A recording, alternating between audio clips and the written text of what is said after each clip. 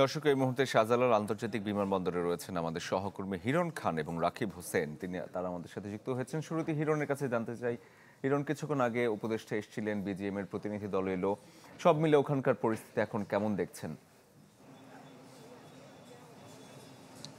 শরীফ, একটু বলে রাখি, গতকাল দুপুর ২টার সময় আসলে আগুনের সূত্রপাত, যেটা সিভিল এভিয়েশন থেকে বলা হয়েছিল ২টা ১৫-তে, অর্থাৎ এখন ২টা ৫ থেকে ৭ হয়তো বা ১০ বাজে, অর্থাৎ ২৪ ঘন্টা অতিবাহিত হতে চলেছে। এখনো পর্যন্ত জানা যায়নি আগুনের সূত্র কোথা থেকে।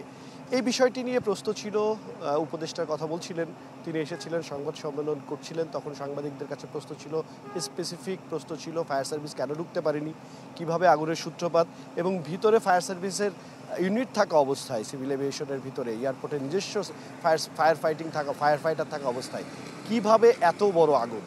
তার উত্তরে ওই একই, বিগত দিনগুলোতে যেমন উত্তর, ঠিক তেমনই করছি, দেখছি। এই বিষয় সীমাবদ্ধ থেকে গেলেন এবং আশ্বস্ত করার চেষ্টা করলেন যে এই তদন্তকারী সংস্থা যারা রয়েছেন তাদের যে রিপোর্ট সেটি খুব দ্রুতই প্রকাশ করবেন, এমনটা কিন্তু আসলে বললেন। এবং এখনও পর্যন্ত আমরা দেখতে পাচ্ছি যে ভিতর থেকে কিন্তু ধোঁয়ার কুণ্ডলী বের হয়ে আসছে, অর্থাৎ ভিতরে এখনো পর্যন্ত আগুন জ্বলছে। কিছু কিছু জায়গায় ফায়ার ফাইটাররা আমরা দেখতে পাচ্ছি ভিতর থেকে আসছেন, অসুস্থ হয়ে পড়ছেন, বাইরে এসে কিছুক্ষণ পানি বাতাস নিয়ে তারপরে আবার ভিতরে ঢুকছেন। তাদের সাথে কথা বললাম, তারা বললেন যে ভিতরে অক্সিজেনের অভাব রয়েছে, প্রচণ্ড রকম অক্সিজেনের অভাব, যার কারণে তারা খুব ভিতরে যে আসলে কাজ করতে পারছেন না। এবং এখনও পর্যন্ত ফায়ার ফাইটারদের বেশ কয়েকটি ইউনিট কিন্তু আসলে কাজ করছে, অর্থাৎ আমার চোখে দেখা প্রায় 6টি থেকে 7টি ইউনিট আসলে এখনও পর্যন্ত কাজ করছে। এর বাইরে সেনাবাহিনী রয়েছে, র্যাব রয়েছে, আইন শৃঙ্খলা বাহিনী রয়েছে, এবং পুরো জায়গাটি নিরাপত্তার চাদরে মুড়ে রেখেছে আইন শৃঙ্খলা বাহিনীর সদস্যরা। এই ছিল এখান থেকে সর্বশেষ।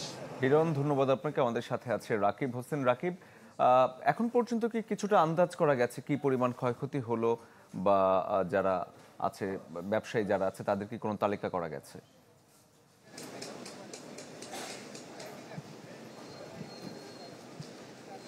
আসলে আন্দাজ করে বলাটা ঠিক হবে না, তবে কিছুক্ষণ আগে যে বিজিএমইর প্রতিনিধি দল কথা বলেছেন সাংবাদিকদের সাথে, তাদের কথা রেশ ধরে হয়তো বলা যায় যে তারা একটু আলোচনা করছিলেন তাদের বন্ডেড যে ওয়্যার হাউজের যে সব পণ্য আছে গার্মেন্টস শিল্পের, সেখানে তারা বলছেন প্রায় $1 বিলিয়ন পণ্য সেখানে থাকতে পারে এরকম। আর এর বাইরেও আসলে কি পরিমাণ পণ্য আছে তারা আসলে তাদের পক্ষে এই মুহূর্তে বলা সম্ভব হয়নি, কারণ তারা বলছেন যে আগামী 10-15 দিনও লেগে যেতে পারে আসলে পুরো হিসাবটা তাদের কাছে আসতে। এবং বাণিজ্য উপদেষ্টার পক্ষ থেকে যেটি জানিয়েছেন যে এখন আজকে কালকে যেসব বিমান এই বন্দরে আসার কথা ছিল, যেসব কার্গো বিমান আসার কথা ছিল, সেগুলোর ক্ষেত্রে তারা সব ধরনের খরচ মওকুফ করে দিয়ে এবং দ্রুত সেবা দেওয়ার তারা একটা প্রতিশ্রুতি দিয়েছেন এবং বলেছেন যে সপ্তাহে 7 দিন এবং 24 ঘন্টা তারা সেবা দিবেন।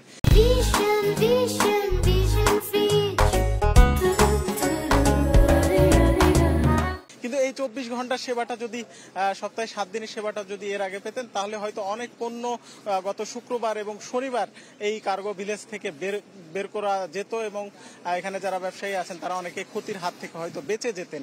এখানে আরেকটি প্রশ্ন তোলা হয়েছে যে ব্যবসায়ীরা তাদের বৈশ্বিক ক্রেতাদের শর্ত অনুযায়ী তাদের কারখানায় তারা অগ্নি নির্বাপনের সর্বোচ্চ চেষ্টা রাখেন, যেন অগ্নিকাণ্ড লাগলে দ্রুত তারা নিজস্ব চেষ্টায় নিভাতে পারেন। কিন্তু এই কেপিআই একটা প্রতিষ্ঠান, সবচেয়ে গুরুত্বপূর্ণ প্রতিষ্ঠান বলা হচ্ছে চট্টগ্রাম বন্দর এবং এই ঢাকা কাস্টমস হাউসকে বলা হচ্ছে। এই বন্দরে নিজস্ব অগ্নি নির্বাপন ব্যবস্থা এত দুর্বল কেন, সেটা নিয়েও কিন্তু প্রশ্ন তুলেছেন। সব মিলিয়ে বলা যাচ্ছে এখন পর্যন্ত আর্থিক ক্ষতির পরিমাণ অনেক, তবে তা সুনির্দিষ্ট করে বলা যাচ্ছে না।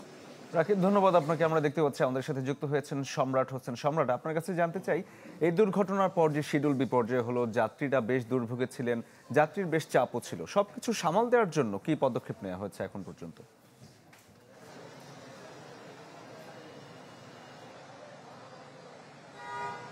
শরীফ, মূলত গতকালই আগুনের ঘটনার পর থেকেই কিন্তু আমরা দেখেছি হযরত শাহজালাল আন্তর্জাতিক বিমানবন্দরের সাথে, অর্থাৎ অভ্যন্তরীণ কিংবা আন্তর্জাতিক যে ফ্লাইট উড্ডয়ন এবং অবতরণ, সেই দুইটিই কিন্তু বন্ধ থাকে।